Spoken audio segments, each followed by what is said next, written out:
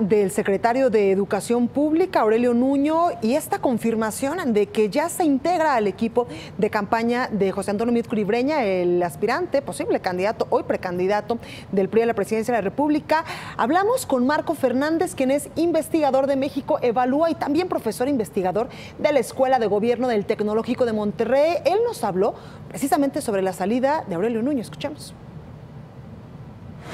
Me parece que era un movimiento anticipado en términos de pues los propósitos políticos, electorales del hoy exsecretario Aurelio y su contribución a la campaña del secretario Meade.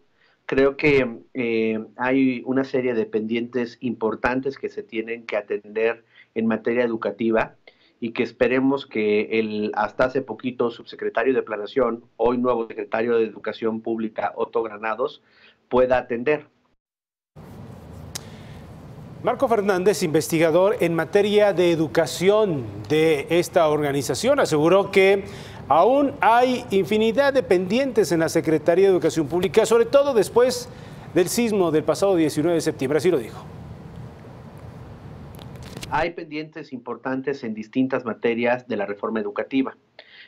Por un lado, por ejemplo, aunque se ha avanzado en ir implementando la evaluación de los docentes, la reciente anuncio de la suspensión de la evaluación en distintas entidades federativas argumentando las razones del sismo, pues tienen cierta parte que la autoridad de explicar, porque en esas entidades se suspendió, por ejemplo, en Michoacán, y Michoacán no fue afectada por el sismo, y de todas maneras se suspendió la evaluación docente, sabiendo que es una de las entidades que ha tenido mayores resistencias para la implementación de la reforma educativa. Se prometió, por ejemplo, que cuando se anunciaron los bonos de infraestructura educativa, se tendrían 50,000 millones de pesos para la infraestructura de la educación. Y de acuerdo a los datos públicos del Instituto Nacional para la Infraestructura Educativa, solo tienen hasta ahorita 26,000 millones de pesos y estamos a menos de un año que termine la administración y no se ve de dónde va a salir el dinero. También nos comentó y nos dijo, nos aseguró que es necesario entender la reforma educativa, que será tarea también del ahora nuevo secretario de Educación Pública. Vamos. Lamentablemente el problema en el sector educativo es que no hemos tenido de hace tiempo atrás un periodo en donde tengamos un secretario para todo el sexenio.